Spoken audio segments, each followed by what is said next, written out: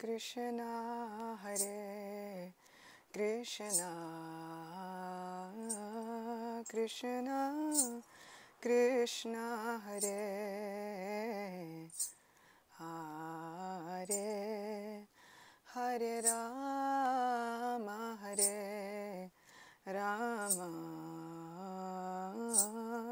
Rama Rama Hare Hare Hare Krishna Hare Krishna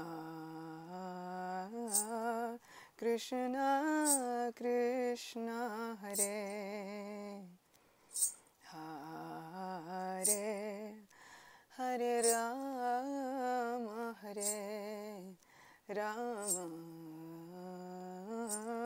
Rama Rama Hare Hare Hare Krishna Hare Krishna Krishna Krishna Hare Hare Hare Rama Hare Rama Rama Rama Hare Hare Hare Krishna Hare Krishna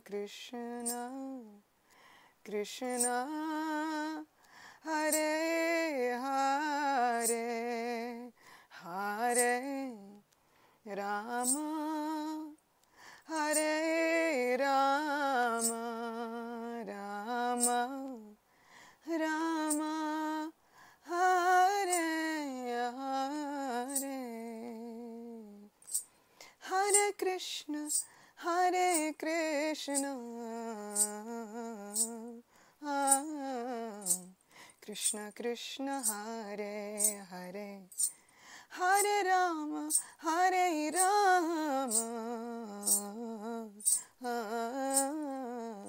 Rama Rama Hare Hare Hare Krishna Hare Krishna Krishna Krishna Hare Hare Hare Rama Hare Rama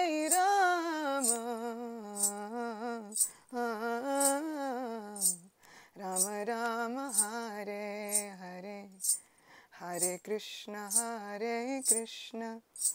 Krishna Krishna Hare Hare Hare Rama Hare Rama Rama Rama Hare Hare Hare Krishna Krishna Krishna Hare Hare Hare Rama Hare Rama Rama Rama Hare Hare Hare Krishna Krishna Krishna Hare Hare Hare Rama Hare Rama Rama Rama Hare Hare Sri Sri Radha Govinda Dev Ki Jai Kali Yuga Dharma Shri Harinam Sankirtan Ki Jai Shri Vrindavan Dhama Ki Jai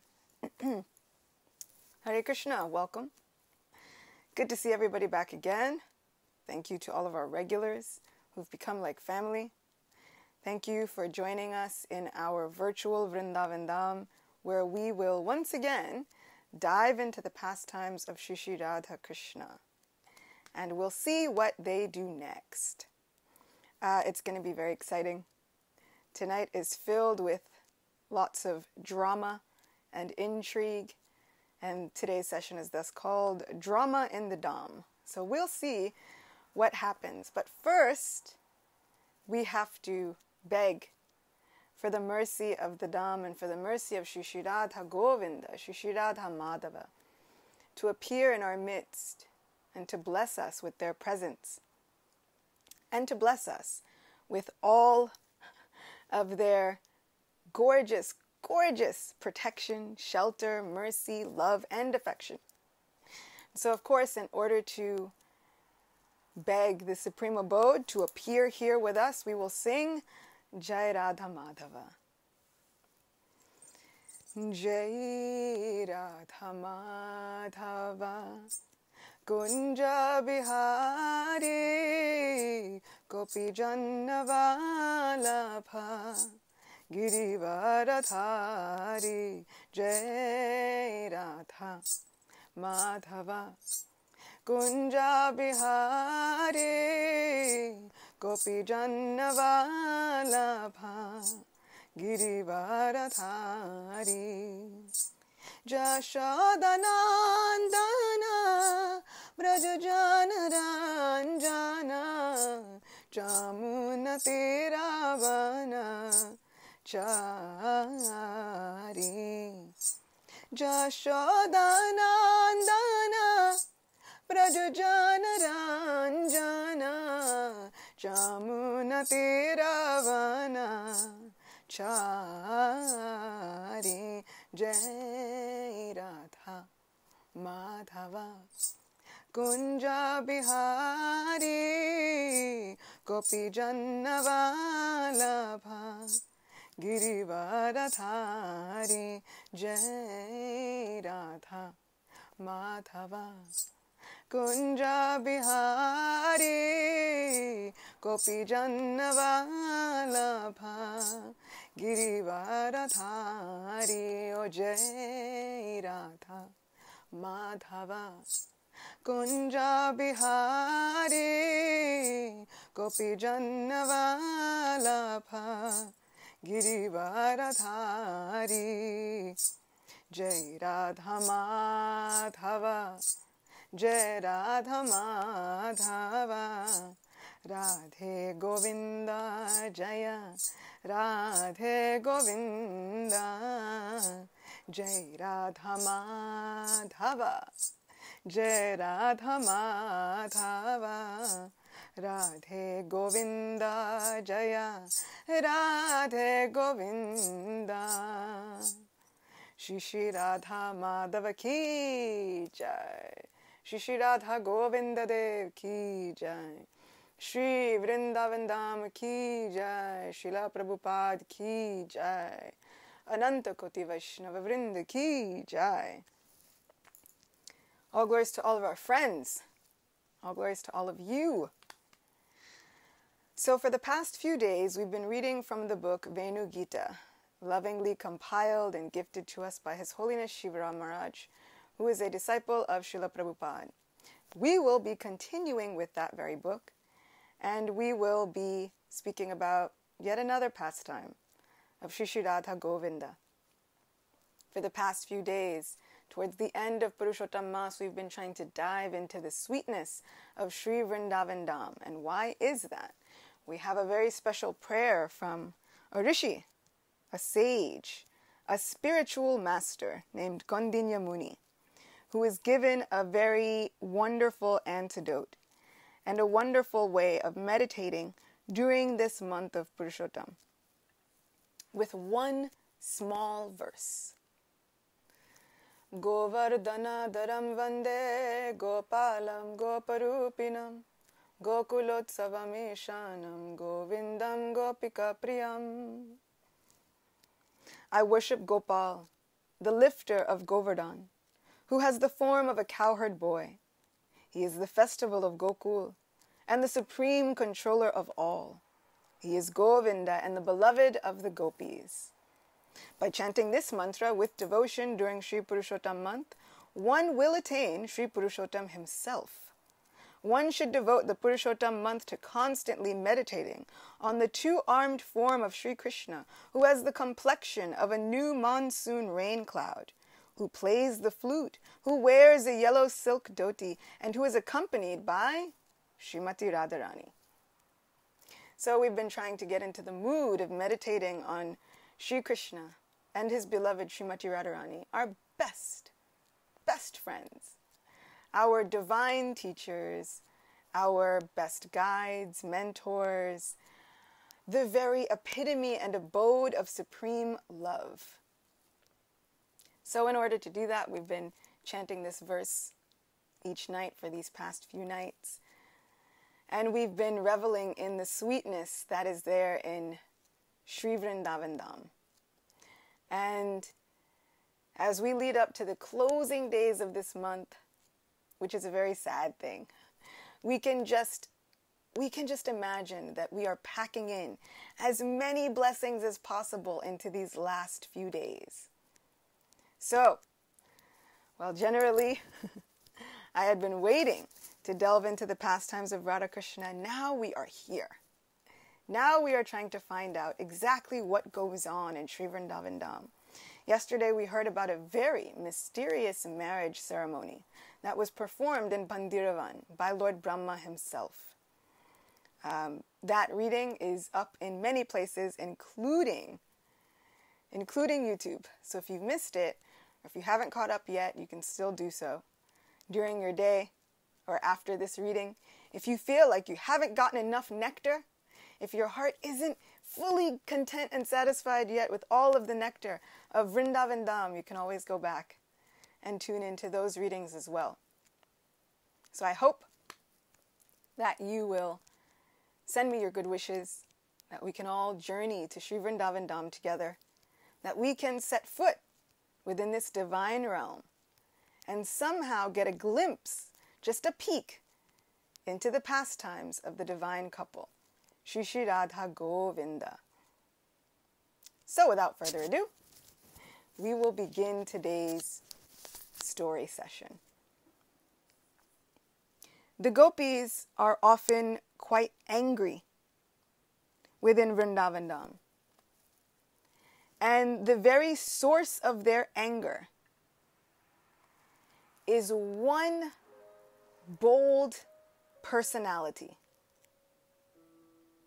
One very bold personality who seems to steal Krishna's nectar from them. The one who seems to steal Krishna's mercy from the gopis. The gopis are often angry with the flute. This one bamboo rod is Krishna's constant companion.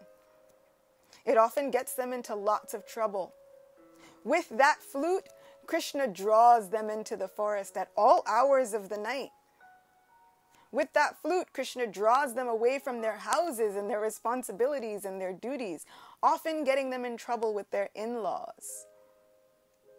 So we heard many months ago how the gopis were all married to different cowherd people, cowherd men throughout the village.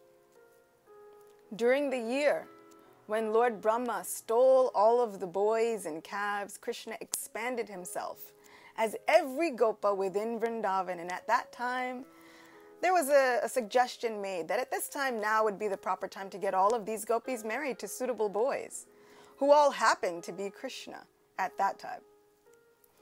So the gopis were married, and they all had different in-laws. And externally, after that year ended, it seemed as though they all were married to different people, but inwardly, they held Krishna within their hearts as the supreme object of their love and the only king of their hearts. So this flute would get them into trouble, taking them away from their various household duties, and then their in-laws would yell at them. Their in-laws would chastise them. What are you doing? Where are you going? You're in the middle of making food for the family, in the middle of doing so many tasks, in the middle of cleaning, in the middle of feeding. Whatever it is, you get up and you run to go see this Krishna because of the sound of the flute. And the gopis, who are always anxious for the nectar of Krishna's face, for the nectar of his supreme touch, they are jealous of the flute because the flute is always in contact with Krishna, always being fondly caressed by the beautiful fingers of Krishna, constantly being played by Krishna. And so the gopis express their anger in many, many ways towards this flute, which they consider a very bold adversary. They think if Krishna didn't have this flute, we wouldn't get into so much trouble. If Krishna didn't have this flute, we wouldn't be at his beck and call at any moment, at any time. And Krishna knows he can call us wherever he wants, whenever he wants, with the sound of this flute. He sends so many messages. He knows what he's doing. But if he didn't have this flute, we wouldn't be in any of this trouble. And so the gopis often gather together. They say that there is a beautiful moon tower that was built for Srimati Radharani in her house so that she could go to the top of the moon tower and look out and try and see Krishna wherever he was within Vrindavan. And it didn't matter how far away he was, she would strain her eyes just to catch a glimpse of maybe his yellow silken dhoti, maybe his effulgence moving through the trees. So many times the gopis would gather together with her during the day, and they would sit in her moon tower, which was made of crystal, and they would discuss this problem of the flute. One day, the gopis finally had had enough, and ultimately they began to speak as follows. This flute should be stolen and disposed of immediately. Get it away from Krishna's lips. Burn it, bury it, or drown it in the river. Somehow, in any way, but without delay, get that flute away from him and send it packing. As the patience of those gopis reached its boiling point, it caused the pot of the bhava to erupt, and a great din of ecstatic emotions ensued.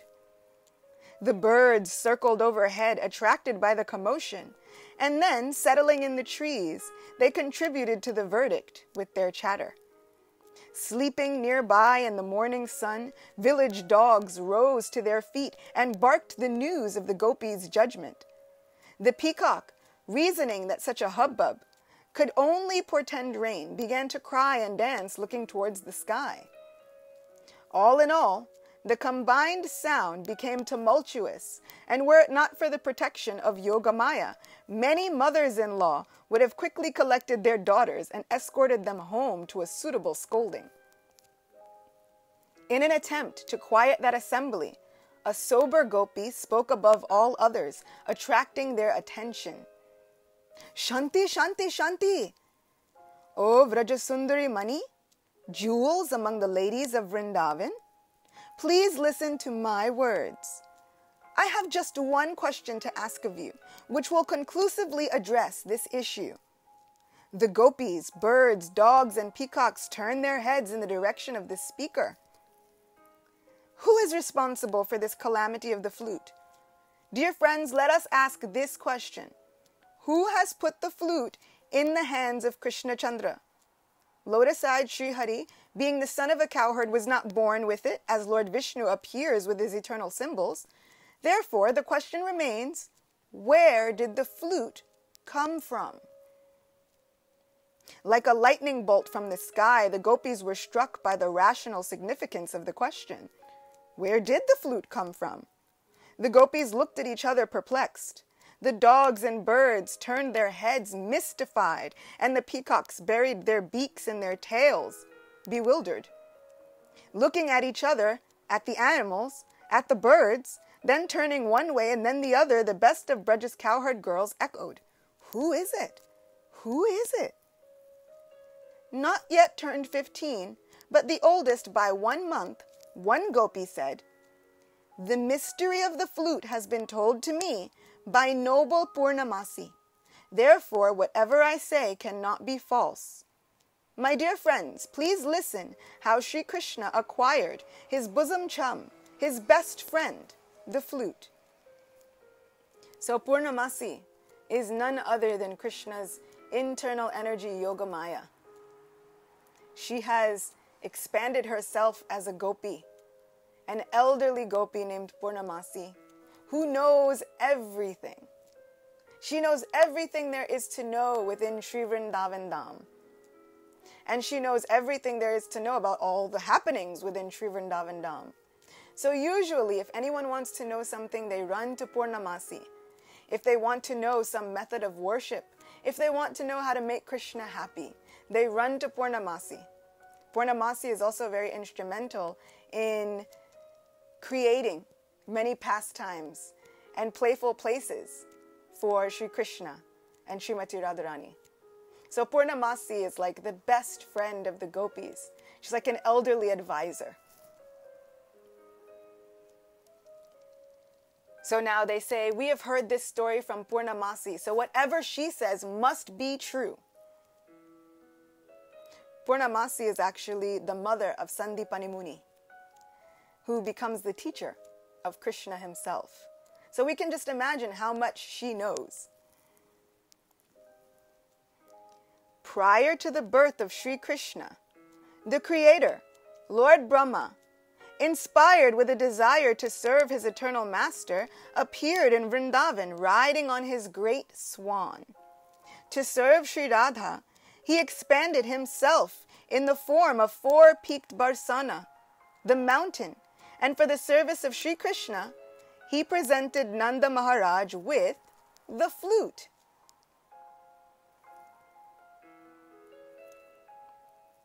He said, "Give this divine flute to your son, for he will enact many pastimes with its assistance."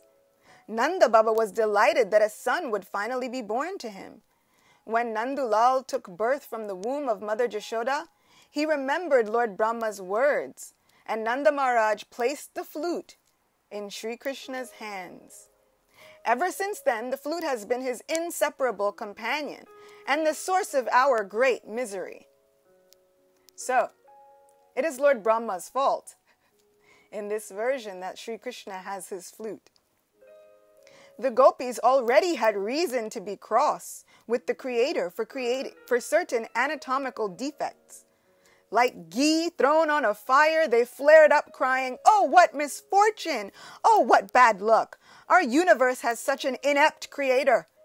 First, he creates eyelids to obstruct the vision of our beloved, and then he conspires to deny us the nectar of his lips. Let that Brahma be cursed once. Let him be cursed twice. He has brought repeated misfortune upon the race of the gopis." This is not me speaking. These are the words of Venu Gita and the words of the Acharyas.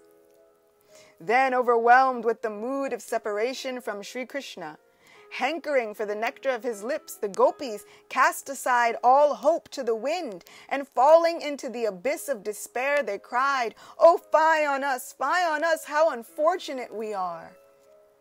So now they're thinking, Lord Brahma himself has given him the flute, and now this flute is causing us all this trouble. How are we going to be able to get this flute away from him? In great humility, the gopis cried warm tears, while their beautiful lotus eyes became tinged with red and began to itch. Rubbing their eyes with one hand, consoling their friends with the other, they caused the nearby creatures, mobile and immobile, to sink into their ocean of unhappiness. That deep ocean, full of the countless aquatics of various ecstasies, characterized by the whirlpools of many incoherent talks, and tossed by the waves of the flute song, was the separation from the nectar of Sri Krishna's lips. Now, here we go into another section of this gorgeous pastime. I hope we're ready. While wandering through the forest of the Hemant season, where the moonlit nights become longer and the sunlit days shorter, Sri Radha shivered from the cold. Sri Krishna said, "O Radhika, quickly enter into the abode of my heart, where you will be sheltered from the cold by the warmth of my eager love for you." When Sri Krishna pulled Radha close to him, she protested, saying, "No, no." In the loving struggle which ensued, his sash loosened, and his flute fell to the ground as if angry.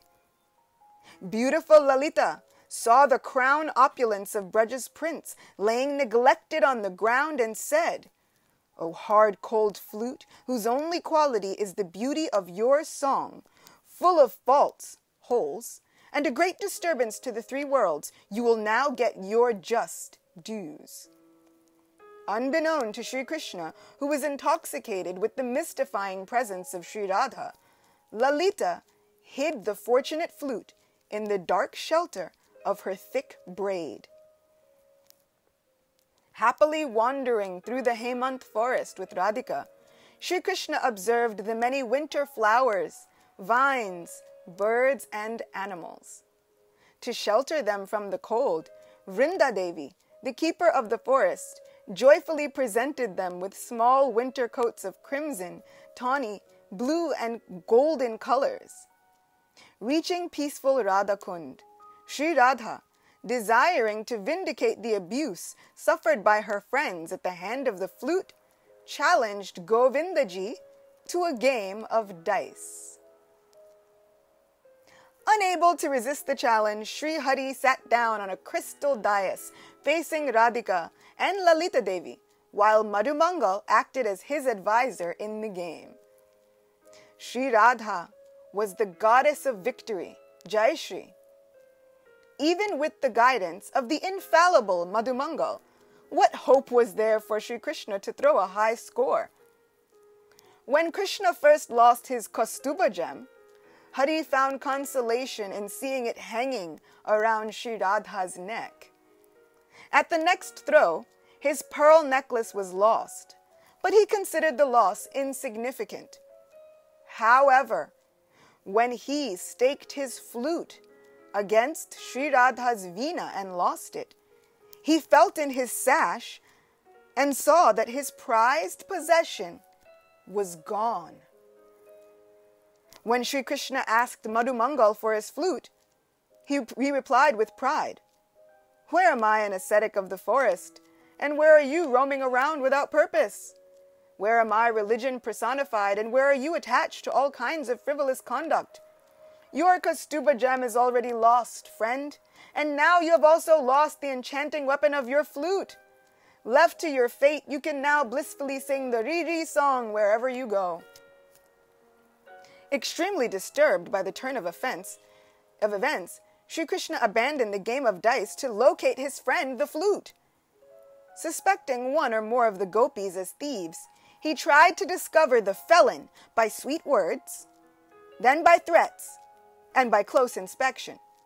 It was all to no avail. Taunting him with a smile on her reddish lips, Lalita Devi said, "Ho ho! Oh, once holder of the flute, you are now up to your neck in the sticky swamp of embarrassment. Now that your friend the flute has left you, how will you attract the gopis into the forest at night? How will you now pass your abundant leisurely hours, O son of Braja's king?" Casting a glance of disregard to Lalita, all the while smiling at Sri Radha, Madhava turned to Madhumangal and said, "O omniscient king of Brahmins, having studied astrology, please look into your charts to see who took my murali." Performing Achaman, sitting in trance, and meditating on the current constellations, Madhu said, "O friend, my infallible conclusion is that hot-tempered Lalita took it." Without his noticing it, Sri Radha came behind Lalita and took the flute from her hand and then hid it in her own braid. Then, as Sri Krishna was about to search a very angry Lalita, a forest nymph and servant of Vrinda Devi appeared and said, "Jatila is arriving at Surya Kund." When many pots of water are thrown on a fire, it naturally goes out. Similarly, when the name Jatila entered the ears of the gopis, their happiness in Sri Krishna's association vanished. Jatila is the mother-in-law of Srimati Radharani. So now we hear that Jatila, the mother-in-law of Sri Radha, is arriving at Surya Kund. Sri Radha was supposed to be there, worshipping the sun god. Instead, she was playing dice with Sri Krishna. Now we'll see what will happen.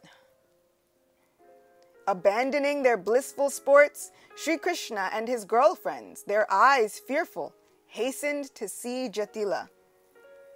The many wonderful lies Sri Radha spoke to Jatila, explaining her delay in worshipping the sun god, greatly satisfied Suryadev, who was overjoyed at the darshan of his worshipable deities Radha Krishna. While Radhika pledged her innocence, Sri Krishna, in the guise of a pure Brahmana, sober, renounced and learned, looked on, a charming smile on his lips. The many mantras chanted by the king of Brahmanas contained such equivocal meaning that the sun god himself became perplexed and, fixed in the sky, pondered their deep significance to no avail. At the conclusion of the ceremony, wearing a white robe, holding the scriptures and durva grass in his hands, Sri Krishna instructed Radha. So Radha appeared on the scene, and she told her mother-in-law, "I'm innocent, just believe me. There were so many reasons why I was late coming to worship the sun god."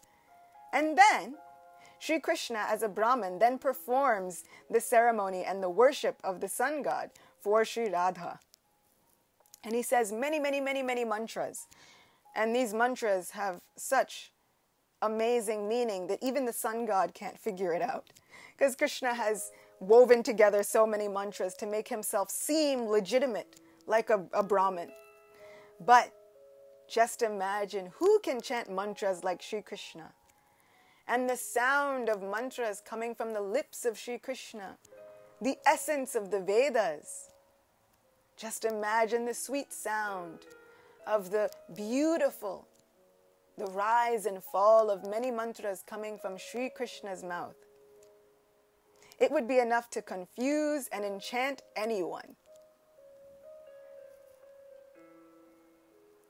So, at the conclusion of the ceremony, wearing a white robe, holding the scriptures and durva grass in his hands, Sri Krishna instructed Radha, "O most chaste girl, just say Bhavaste Nama, perform parikrama of your priest, and then offer your obeisances with your forehead touching the ground." So now Radha has to circumambulate Krishna. As Sri Radhika finally offered her respects to the Brahman Sri Krishna, his flute fell from her hair, making a hollow sound. Uh-oh. That intricate network of lies she concocted at that moment was sufficient to bewilder even Brihaspati, the guru of the demigods. Finally, Sri Radhika placated Jatila by explaining, "Are, today this flute fell from the slope of Govardhan Hill, and because it is known to give the gopis of Braj much distress, I plan to throw it in the Yamuna. Surely there can be no harm in that." Promising to take the flute out of Vrindavan and dispose of it in a very far away place, Sri Krishna regained his flute from the hand of Jatila, giving her assurance that Radha was a goddess of fortune and the emblem of chastity. Govinda bade farewell to the ladies of Braj. While stroking his dear flute, Sri Krishna consoled it with many sweet words, and then replaced it in his sash. While returning home, he held the hand of his dear friend and continued to look behind him until the gopis completely passed out of sight. Shri Krishna Chandra Bhagavan ki jai. Shri Murli Manohara ki jai. Sri Sri Radha Govinda Dev ki jai. What a gorgeous story. And we see that there are so many times that the gopis and Krishna have to run away in fear of Jatila. There is one such story where Abhimanyu, the son of Jatila, and the external supposed husband of Srimati Radharani, is going out for the day. And he tells his mother, "Oh, mother, just be careful. That Krishna, I've heard that he is lurking around." And so he leaves. In the meantime, Jatila goes on about her day. And as she's walking in the many forest groves that surround Vrindavan, she meets up and Krishna sees her. Krishna then takes the form of Abhimanyu. And he addresses Jatila, saying, "Mother, you're here? I've heard that Krishna will take my own form and will come to our house to somehow try and entice Sri Radha out from the depths of our home. We should immediately run back there and catch him." And so, Sri Krishna, dressed as Abhimanyu, goes with Jatila back to their home. Now, when the real Abhimanyu appears not long after, his mother sees him and she says, "I know exactly who you are." Abhimanyu is thinking, "Of course, I'm your son." She says, "No, you are not my son. You are none other than that Krishna who has come to try and entice my chaste daughter-in-law outside of our home. Go from here." Abhimanyu is saying, "Mother, it's me. What are you talking about? Please believe me." She says, "No, go from here, you scoundrel." And she begins to throw cow dung at Abhimanyu, her own son, while Krishna looks on laughing from behind many, many pillars. And so she begins sometimes to throw cow dung at Abhimanyu, and sometimes when Krishna does this, she begins to chase him with a stick, threatening to beat him black and blue unless he leaves Radharani alone. So we see that there are many, many ways in which Jatila, who is not always very kind to Sri Radha, but she always somehow manages to be an instrument to increase the bliss of these pastimes, whether through fear or through humor. And Sri Krishna even uses her and her disturbances to somehow increase the nectar of his pastimes with his own beloved, Srimati Radhe. And we heard yesterday that we should never think anything odd about the pastimes of Sri Sri Radha Govinda together.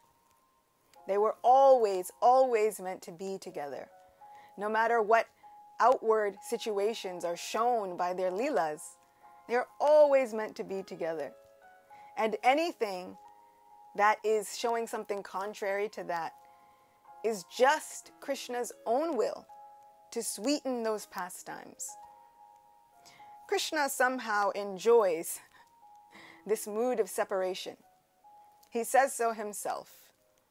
He says that he enjoys this mood of separation because it intensifies the love of his devotees.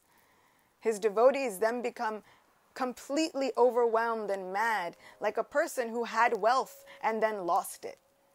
Then all that person can think of is the wealth that they had lost, all of the opportunities that they would have taken with that wealth that they had lost.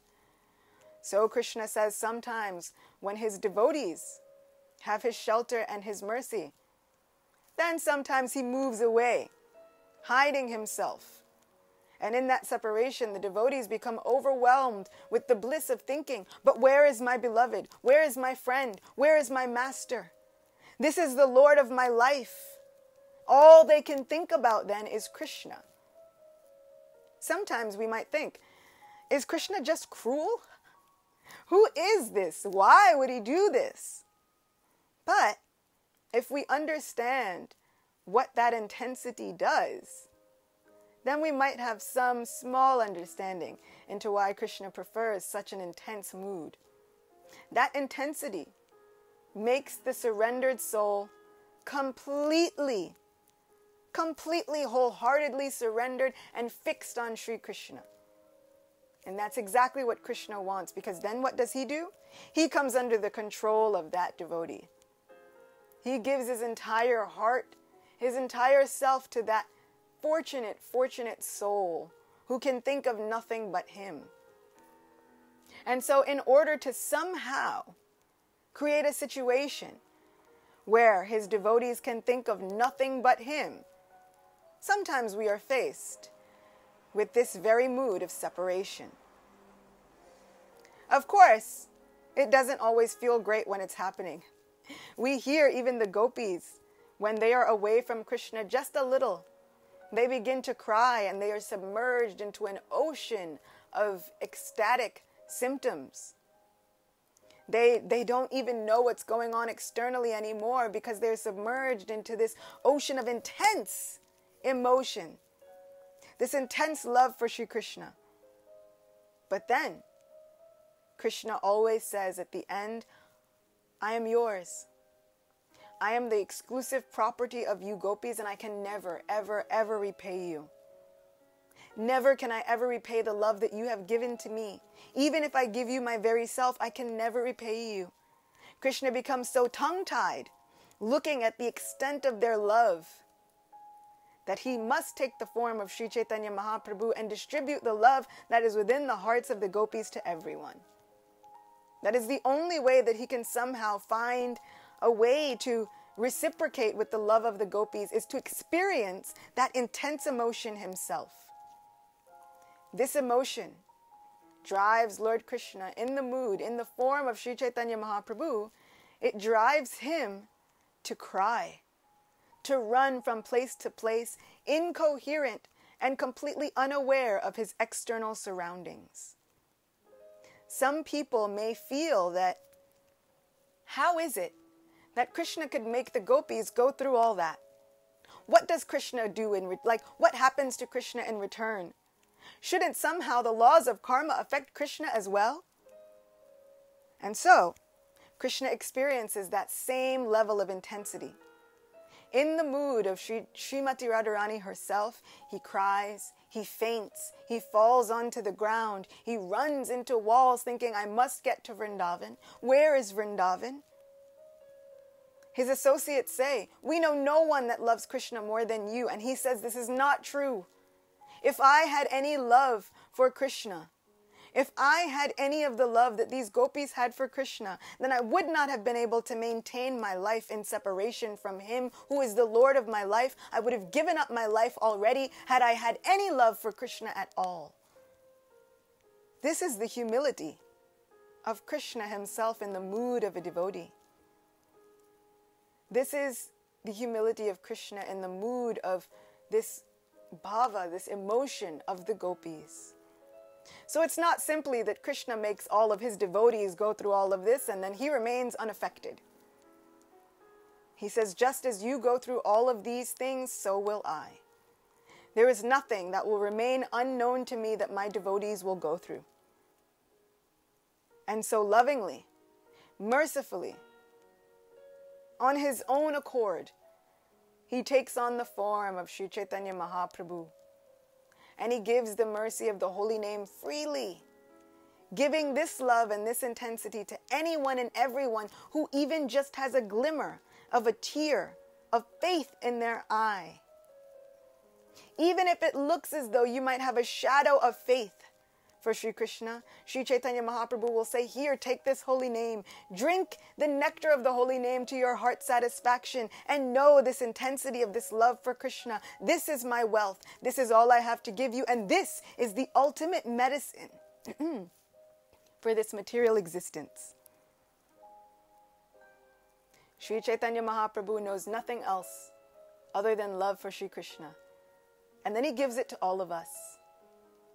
So as Krishna watches and he looks at the gopis who go through all of these trials and tribulations just to achieve him, he thinks, unless I go through this myself, how can I repay them?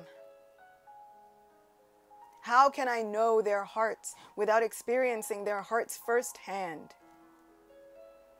So Krishna is not hard-hearted or cruel, nor is he callous or careless to the sufferings of his devotees. He is willing to put himself in that very predicament of feeling the separation from Sri Krishna. Willing to bask and to rise and fall in that ocean again and again and again. Sometimes causing himself external bodily harm. And so we see that many of the associates of Sri Chaitanya Mahaprabhu would call out, oh, save him, save him. Sometimes the way he would dance, the way he would fall, the way he would cry, would think, how can anyone maintain their lives in such intensity? This is such intense emotion. We cannot fathom how he can maintain his life. This is our golden-limbed Lord. This is our apostle of love of God. This is our teacher in the ways of divine love, Sri Chaitanya Mahaprabhu. the most magnanimous, the most munificent manifestation of Sri Krishna's own heart.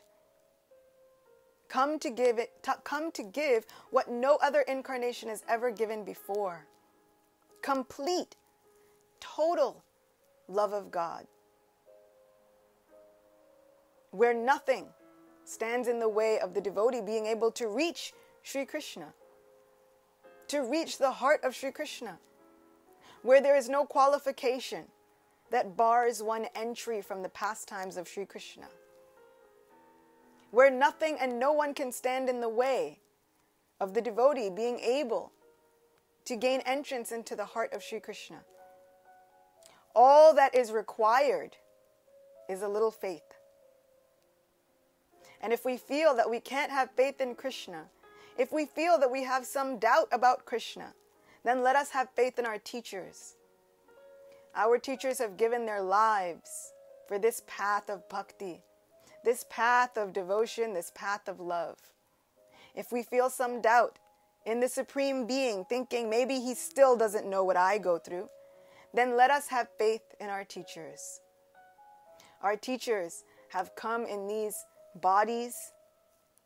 They have come to instruct us, and they have come and shown how they have given their lives wholeheartedly to bhakti yoga. Whether these teachers are from nowadays, or whether these teachers are from centuries before, we can have absolute faith in them. We can have faith in their example. And in this way, my Guru Maharaj says that we often see that the lives of devotees have many, many obstacles. I cannot think of a single devotee who did not have any obstacles in their lives. My Guru Maharaj says that this is to show us that everyone will have obstacles. Sometimes we think, oh, the devotees have obstacles, but the demons do not. Well, which demon didn't have an obstacle? Everyone is facing obstacles in this material world. It's just about how we deal with them. So sometimes we think, oh, these demons, they got so much wealth, they didn't have any obstacles, but ultimately they died. So there's an obstacle. And they also had obstacles in enjoying that wealth because they were always inimical. They were enemies to Krishna. And so they would always feel that I could just enjoy my life if that Krishna was not here. Or in the case of Hiranyakashipu, he worked so hard to get all of his material opulence, and then his own son is the obstacle to enjoying that happiness.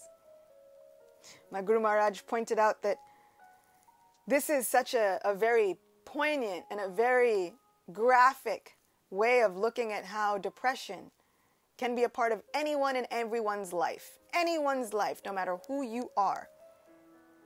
Hiranyakashipu was able to control everything and anything. He could control the weather. He had control over all of the demigods. He could control death itself, the wind, fire, Indra, didn't matter. He could control them all. They were also afraid of him that just one raise of his eyebrow. In anger, they would tremble in fear, and yet he could not enjoy any of his wealth because of his 5-year-old son. And that 5-year-old son wasn't actually doing anything but worshiping Vishnu within his mind. And that presented the greatest obstacle for Hiranyakashipu being able to enjoy his wealth, to enjoying his material opulence. So the demons are also facing obstacles. And my Guru Maharaj liked to say, he's like, this is the nature of depression. You could have everything going your way, but sometimes just that one thing can take over your whole mood and take over your whole day, and it takes over your whole existence, and before you know it, you're miserable. And Prahlad Maharaj, even in the face of the greatest danger, somehow he found a way to fix his mind on Sri Krishna. And the times when he should have been miserable, he was thankful. He was grateful. This has given me the opportunity to think of Krishna more. Thank you. This has given me the opportunity to remember my Gurudev more. Thank you. He expressed his gratitude over and over again, feeling as though maybe I should have died, but Krishna protected me. I am so forever grateful to my best friend, my dearest companion. He did not have to appear and protect me, but he did. So this is the nature of the mind of a devotee. This is the nature that we can aspire to, because I know I'm not there yet. But we can all aspire to this great example of feeling some sort of gratitude, even in the face of calamities and obstacles. These situations can help us think of Krishna more if we grab that opportunity. If we shy away from thinking, I can handle this on my own, then we can think, this opportunity is here so that Krishna can save me. And if Krishna comes to save me, that means he will appear. He will be present in my life. If I'm having these obstacles and I'm praying to Krishna, that means very soon Krishna will be present before me in the form of his miracles. This is a great cause for celebration, actually. So we can find any reason to become grateful if we are reaching for the shelter of Shri Krishna. However, if we seek to go outside the shelter of Krishna, sometimes we will always find cause for anxiety and sadness. Even if we can control the weather, even if everything in our lives is perfect, even if we are rich, if we seek to live outside of that shelter of Krishna's mercy, then something will always cause us to be depressed. This material world is full of it. There is no lack of obstacle, calamities within this place. There will be problem after problem after problem wherever we look. Even for great devotees, there was problem after problem. Look at the Pandavas. Even for Sri Krishna, there was problem after problem. How many demons did he fight before the age of 10? He could have seen those as obstacle after obstacle, and Krishna could have said, you know what, forget this, I'm going. I'm out of here. You guys are on your own. Obstacle after obstacle, even in the life of the Supreme Person. So there will always be hard times, even if you are God, because that is the way that this world is set up. It's not broken. It is operating exactly as it was made to operate. Krishna himself has come to show that within his own earthly pastimes. He is above and outside of everything. He is not bound by the laws of karma. He does not have to have calamities, and yet they come upon him. This is hope for us. This is a lesson for us to see. I see. Even Krishna has not made himself exempt from having to deal with calamities and problems. But he will save his devotees. That much he shows and promises again and again and again, even within Bhagavad Gita, going as far as to say, "O Arjuna, declare it boldly. Be bold when you declare it that my devotee never perishes." Krishna will always come to save us. He will appear before us very soon in the form of his remembrance, in the form of his miracles in our lives. And that is why we can be grateful in the face of obstacles, even when they hurt. And they will hurt. My Guru Maharaj says that happiness and distress will come. Distress will definitely come. And you know it's distress because it hurts. Distress is not distress if it's not causing you some problem, some anxiety. So if you find yourself crying and you find yourself in the midst of the calamities and you find yourself breaking down, do not think that you are weak. It's natural. It is a natural occurrence. And then the very next moment after that, think, I will now take shelter of Sri Krishna and his love. I will now take shelter of the heart of Sri Krishna.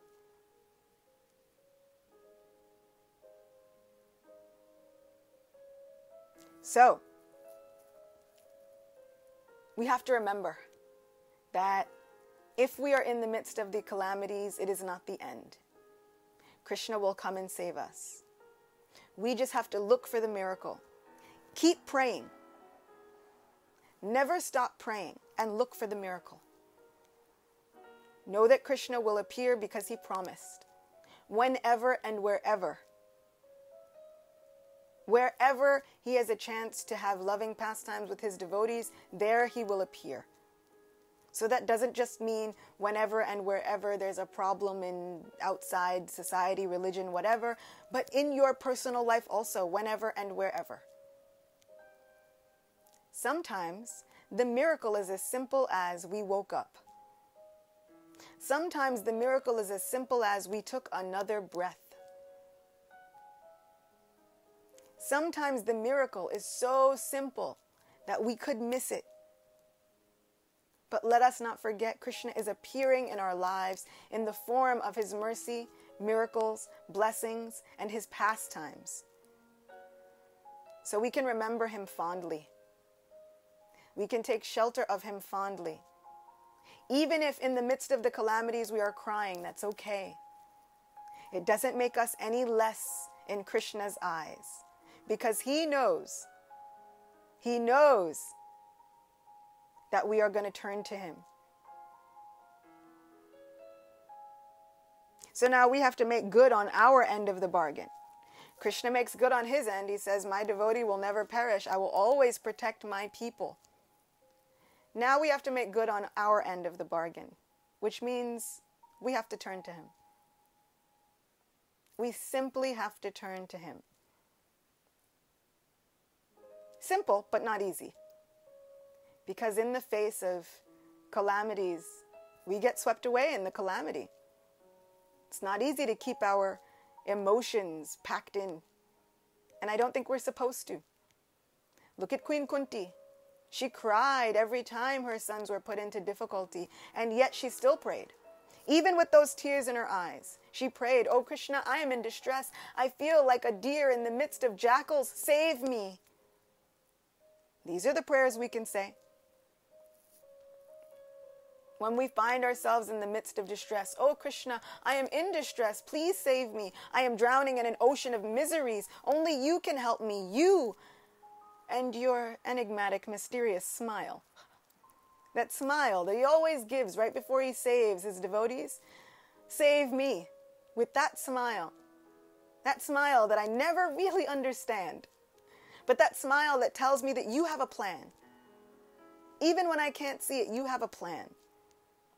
Save me. Help me. Protect me. Shelter me. So whether you find yourselves in the midst of distresses so bad that they make you feel like you're breaking down, or whether you feel like, okay, these distresses are there, but I'm going to keep my wits about me, whatever situation you find your heart in, all we have to do is turn to Krishna. There are examples, so many examples. Dhruva Maharaj's little heart as a 5-year-old boy was broken. He was so insulted by his own family members, and yet he went and turned to Krishna on the advice of his mother, who first told him, "Do not wish ill on anyone, but the only person who can help you put out this fire of anger and insult and hurt within your heart is Sri Krishna himself. Go pray to him. I promise you he will help you." And of course the Lord helped him. These are our examples. 5-year-old boys, mature ladies, Kshatriyas, warriors, Brahmins, kings. These are our examples from every single walk of life. Those who are literate and those who are illiterate. It doesn't matter. They all become our examples, and they all receive Krishna's mercy, which shows that Krishna's mercy is not limited to whatever form we may take in this life. Krishna's mercy is available to those who turn to him with all their hearts. That's our example. So I urge you, thinking of this gorgeous pastime of the flute, thinking of the way that the gopis were lovingly submerged into many, many moods of ecstasy with Sri Govinda Dev, And then thinking of the way Govinda Dev himself decides to take on that intense mood of the gopis and appear as Sri Chaitanya Mahaprabhu. I hope and pray that we can all chant the holy names happily. That we can all think of the holy names with love and affection as our gateway, our key to entering the best pastimes in all of creation. We can all chant together and take shelter of Sri Krishna at any and every moment, knowing that our best friend, our dearest, beloved, is going to appear in our lives, has already appeared in our lives, just in the form of the Maha Mantra, Hare Krishna, Krishna Krishna, Hare Hare, Hare Rama, Rama Rama, Hare Hare, Hare Krishna, Krishna Krishna, Hare Hare, Hare Rama, Rama Rama, Hare Hare, Hare Krishna, Krishna Krishna, Hare Hare, Hare Rama, Rama Rama, Hare Hare. Maha Mantra ki jai, Sri Vrindavan Dhama ki jai, Srila Prabhupada ki jai, Vaishnav Sangha ki jai, Sri Sri Radha Govinda Dev ki jai, Shriman Mahaprabhu ki jai. Thank you all so much for being with me again. I can't wait to see you all again in another session tomorrow, where we'll find out what other pastimes we can uncover from the divine realm of Sri Vrindavan Dhama, where we can go and take our sacred bath in the nectarean pastimes of Sri Sri Radha Govinda. And I can't wait for what realizations will uncover themselves. Until then, I'll see you all again soon. Hare Krishna.